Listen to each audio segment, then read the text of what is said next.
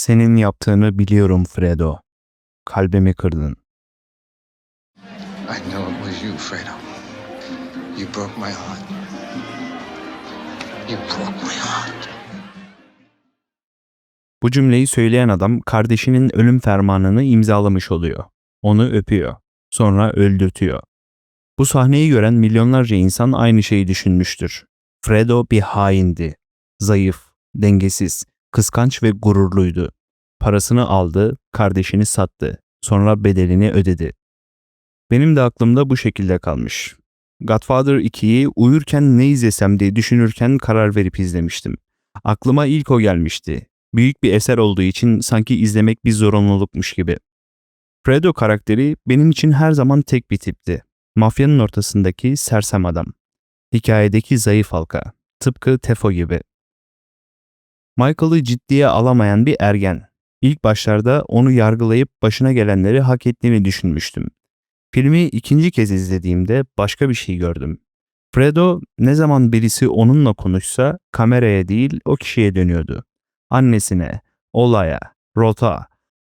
Ama kardeşi Michael'la konuşurken gözleri başka yere kayıyordu.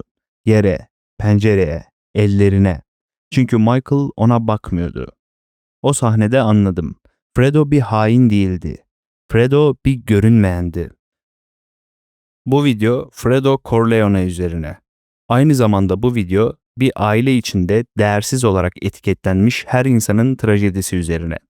Kardeşler arasında aklı yetmeyen olanın, iş yerinde fikri sorulmayanın, sınıfta sessiz kalanın ve modern dünyada her gün telefon ekranına bakıp biri beni gördü mü diye merak eden hepimizin.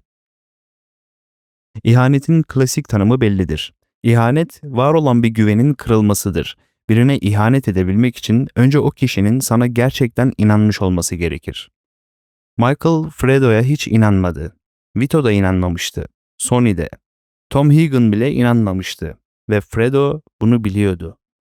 O zaman Fredo'ya hain demek ona hak etmediği kadar insani bir sıfat vermektir. Çünkü ihanet etmek için bir konum gerekir. Bir koltuk. Fredo'nun ailede ne bir konumu vardı ne bir koltuğu. Onun olan tek şey ailenin onu görmüyor olduğu gerçeğiydi. Sıra Hyman Roth'a gelecek. Roth, Fredo'ya para veya güç vermedi. Hatta bir konum bile vermedi. Roth ona çok daha tehlikeli bir şey vermişti.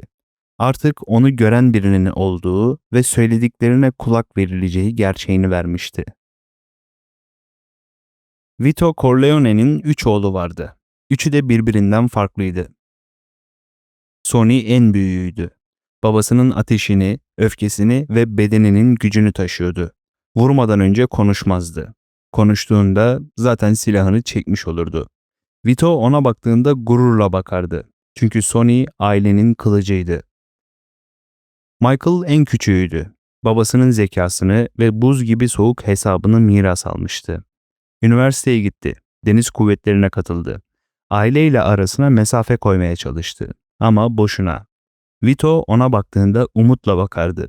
Çünkü Michael ailenin geleceğiydi. Sonra Fredo vardı. Fredo ortancaydı. Vito'nun ona nasıl baktığını anlamak için filmde tek bir sahne yeterlidir. Vito hastane yatağında uzanır. Michael odadadır. Fredo da odadadır. Vito Michael'la konuşur. Siyasetten, gelecekten, ailenin bekasından. Fredo orada az ötede durur. Babası ona dönüp bir cümle bile kurmaz. Bir kez bile. Vito'nun Fredo'ya bakışı gururlu değildi. Umutlu da değildi. Endişeliydi. Bir babanın oğluna endişeyle bakması ne demektir? Bu 3 şey anlamına gelebilir. Birincisi, baba o çocuğun hayatta kalmaktan başka bir şey başaramayacağını düşünür. İkincisi, baba o çocuğun başkalarına emanet edilmesi gerektiğini hisseder. Üçüncüsü, baba o çocuğa kendi adını taşıyacak kadar güvenmez. Fredo bunların hepsini biliyordu. Çocukluğunda hastaydı. Mario Puzo'nun romanında Fredo'nun zayıf, hastalıklı bir çocuk olduğu açıkça yazar. Zatürre geçirmiştir. Bedenen abilerinden geri kalmıştır. Aileyle ilgili konuşmalardan dışlanırdı. Sonny ve Michael birlikte plan yaparken Fredo mutfakta annesine yardım ederdi. Erkeklik kodlarıyla yetiştirilen bu ailede mutfakta olmak başlı başına bir hükümdü. Yıl 1945.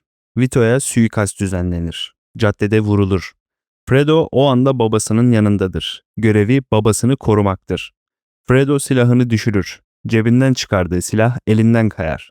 Caddenin ortasında, vurulmuş babasının yanında. Eli boş bir adam. Babası iyileşir. Sonny öldürülür. Ve aile kürsüsüne ortanca oğul olan Fredo değil, küçük oğul Michael geçer. Bu sıradan bir aile meselesi değildir. İtalyan kültüründe sıra kıdemde olur. Yaşı büyük olan küçük olandan üstündür. Bu kural çiğnenmez. Çiğnenirse herkes bunun nedenini bilir.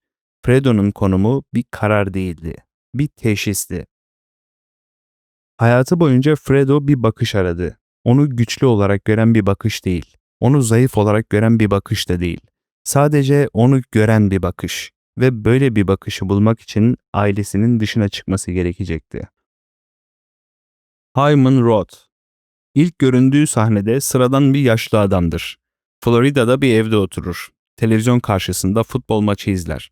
Bu adamın yüzünde mafyaya dair tek bir iz yoktur. Roth bir muhasebecidir. Bütün hayatı boyunca muhasebeci olmuştur. Roth ile Vito aynı kuşaktandı. Roth bedeniyle değil, hesabıyla ayakta dururdu. Bir adamı öldürmek için silah çekmezdi. Birinin nereden ne aldığını, kime ne borçlu olduğunu bilirdi. Sayılarla öldürürdü. Ve Roth'un en tehlikeli özelliği şuydu: konuştuğu kişiye bakardı. Bu çok küçük bir detay gibi görünür ama büyük bir mekanizmanın anahtarıdır.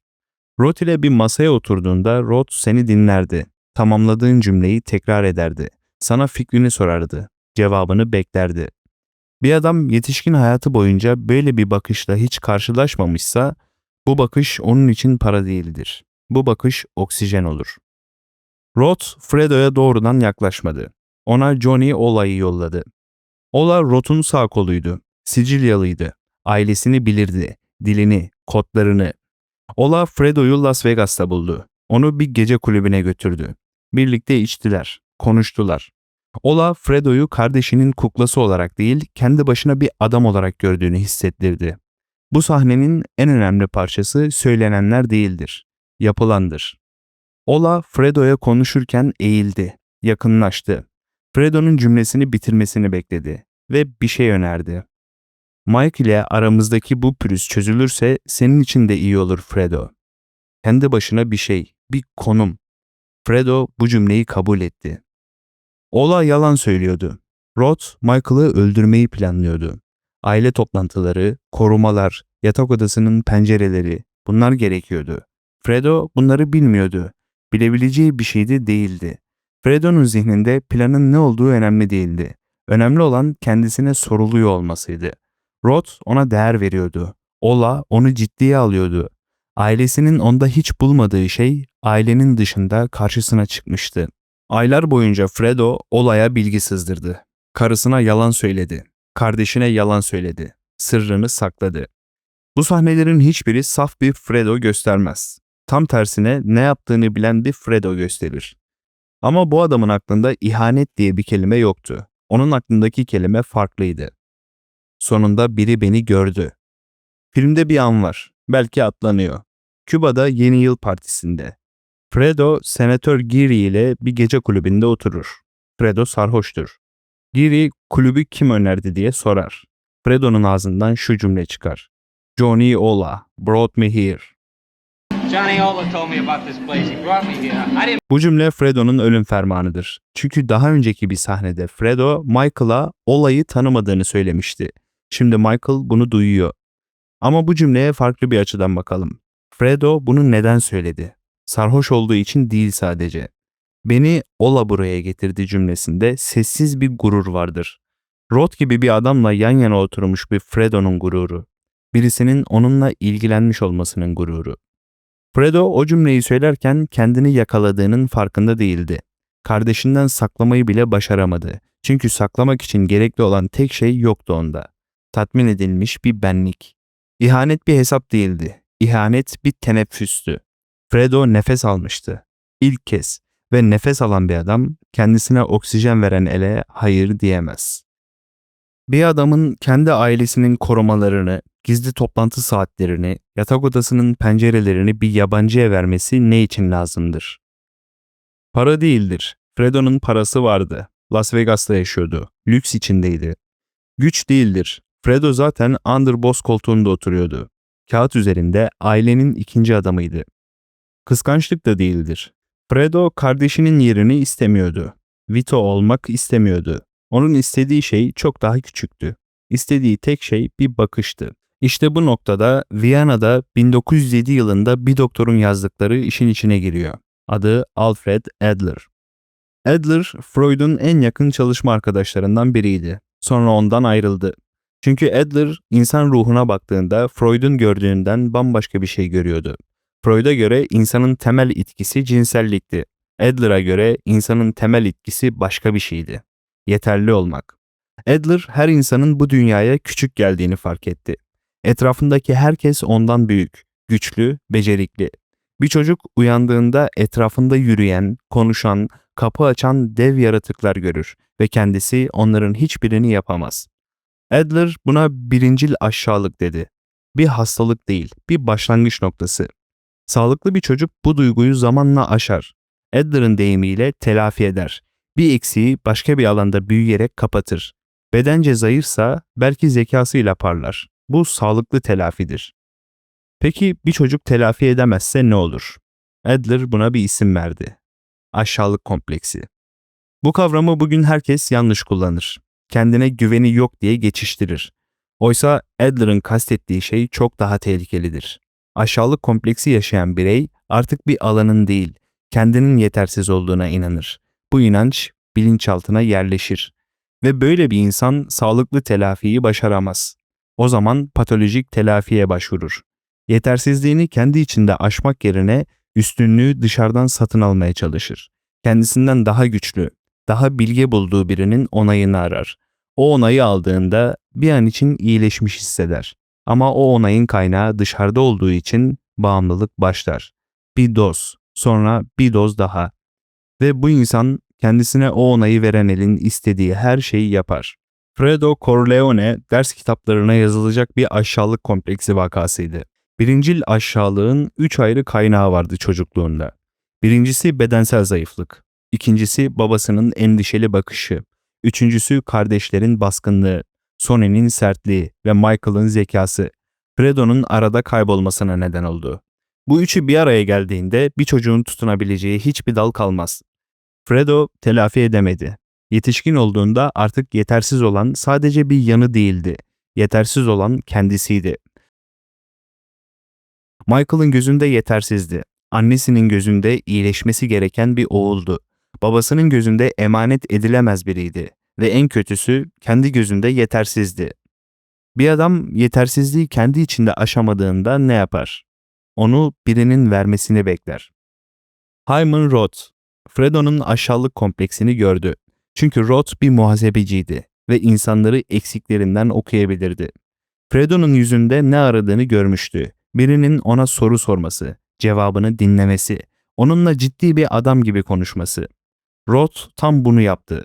Fredo'ya bir konum vaat etti. Cümlenin kendisi yalandı. Roth'un planında Fredo'ya bir yer yoktu. Ama Fredo o cümleyi duyduğunda hissettiği şey gerçekti. Yeterli hissetti. Patolojik telafi başlamıştı. Fredo artık o histen vazgeçemezdi. Çünkü o his hayatının ilk gerçek nefesiydi ve bağımlılığın olduğu yerde ahlak işlemez.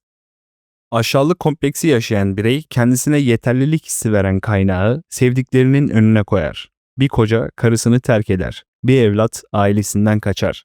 Bir öğrenci dürüst hocasını bırakıp yağcılık eden hocaya bağlanır. Çünkü o kaynak sıradan bir ilişki değildir. Bir ilaçtır. Fredo ailesini sevmiyordu desek yalan olur. Ailesini seviyordu ama ailesinden alamadığı görülme hissini bir yabancıdan alıyordu ve o yabancı karşılığında ailesinden bilgi istediğinde Fredo o bilgiyi verdi. İhanet etmedi. Ona ihanet eder gibi bile gelmedi yaptığı şey. Çünkü onun aklında ihanet denklemi yoktu. Onun aklında nefes alma denklemi vardı. Ola arıyor. Fredo cevap veriyor. Biri Fredo'yu görüyor. Fredo nefes alıyor. Bu yüzden Michael'la yüzleşme sahnesinde Fredo'nun söylediği cümleler bir savunma değil bir itiraftır. Mike, sen beni hep küçük gördün. Bana hep çocuk muamelesi yaptın. Ben senin abinim. Bana saygı göstermedin. Bu cümleler bir öfke patlaması gibi görünür ama altındaki gerçek başkadır. Fredo aslında şunu söylüyordur. Sen beni hiçbir zaman görmedin. Birisi geldi ve beni gördü. Onun yanında nefes aldım. Fredo bir hain değildi. Fredo bir bağımlıydı. Aşağılık kompleksinin patolojik telafiye dönüşmüş haliydi. Onu satın alan şey para değildi. Bir bakıştı, bir kulak. Birinin ona fikrin nedir Fredo demesiydi. Faturayı ailesi ödedi ama bedelini yıllarca Fredo'nun kendisi ödemişti. Annesi öldükten sonra Michael Fredo'yu affetmiş gibi yaptı. Cenazede kardeşine sarıldı. Sen kardeşimsin Fredo. Bu cümleyi söylediğinde Fredo bir an için inandı. Aylar boyunca süren sürgün bitmiş, ailesine geri dönmüştü. Ama Michael'ın gözleri o anda da değişmemişti. Michael affetmiyordu, hesap yapıyordu. Annesi henüz toprağa girmemişti. Şimdi kardeşini öldürtmek Connie'yi yıkardı. Michael bunu biliyordu ve bekledi. Annesinin cenazesinden sonra sessiz bir sabahta karar verildi. Fredo o sabah balığa çıkacaktı. Yeğeni Anthony ile. Filmin yıllar boyunca tekrar gösterdiği bir şey vardı Fredo'da. Çocuklara karşı şefkat. Yeğeniyle balık tutmak ona sahici bir mutluluk verirdi. Ama o sabah Anthony son anda eve çağrıldı. Çocuk gitti. Fredo teknede kaldı. Yanında bir adam vardı. Al Neri. Michael'ın korumalarından biri. Fredo bir şey hissetmedi. Çünkü Fredo Michael'ın onu affettiğine inanıyordu. Tekne göle açıldı ve Fredo dua etmeye başladı. Çocukluğunda annesinden öğrendiği duayı, Hail Mary. Balığın iyi gelmesi için söylenen bir batıl inanç, bir tılsım. Fredo'nun dudakları kıpırdadı. O anda Neri silahı çekti. Fredo hayatının son saniyelerinde annesinin duasını söylüyordu. Bu detay tesadüf değildir.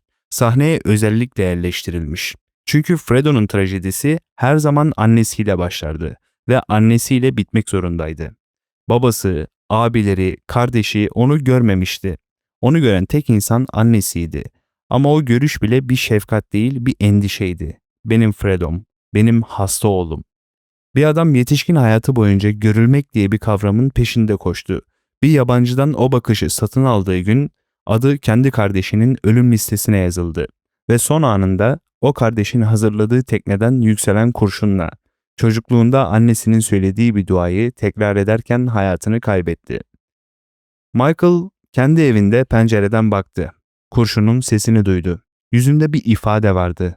Ama o ifade ne kederdi ne pişmanlık. Hiçbir şeydi. Michael Corleone kendi kardeşini öldürttüğü gün hiçbir şey hissetmemeyi başarmıştı. Ve Michael'ın asıl trajedisi de orada başladı. Çünkü bir adam ancak çok şey kaybettikten sonra hiçbir şey hissetmemeyi öğrenir. Michael o sabah kardeşini gömerken kendi insanlığının da bir parçasını gömüyordu. Aslında iki kardeş aynı gün aynı gölde ölmüştür. Fredo Corleone bir mafya hikayesi değil. Fredo bir aile içinde değersiz olarak işaretlenen her insanın ortak adıdır. Kardeşler arasında aklı yetmeyen olan, sınıfta sessiz kalan, iş yerinde fikri sorulmayan olan. Videonun başında söylediğim gibi. Ve modern dünyada bu his hiç bu kadar yaygın olmamıştı. Her gün bir ekrana bakılıyor. Bildirim var mı? Biri gördü mü diye. Görülmemek bir kayıp değil. Görülmek bir oksijen oldu. İnsanlar artık beğenilmek için değil, var olduklarını doğrulatmak için paylaşım yapıyor. Patolojik telafi bir mafya hikayesi değil, bir çağ hastalığı artık. Çoğu insan Fredo gibi ailesini satmıyor. Daha küçük şeyler satıyor. Bir arkadaşı kıskançlıktan başka birini anlatıyor. Hak etmediği bir ilgiye yelken açıyor. Kendisini gerçekten dinlemeyen birinin yanına dönüp gidiyor. Sırf orada bir an için görülmüş hissettiği için, bir grubun içinde değer kazanmak için sevdiği bir insana ihanet ediyor. Bütün bunların altında aynı mekanizma çalışıyor. Bir aşağılık duygusu, bir telafi arayışı ve telafiyi içeride bulamadığında dışarıdan satın alma çabası. Fredo Corleone'nin trajedisi onun aptal olması değildi. Onun trajedisi görülmek için ödediği bedelin kendisinden büyük olmasıydı. Eğer bir aynaya sahipseniz kimseye ihtiyacınız olmaz. Sizi en samimi şekilde gören bir çift göze sahipsiniz demektir. Bir sonraki videoda görüşmek üzere.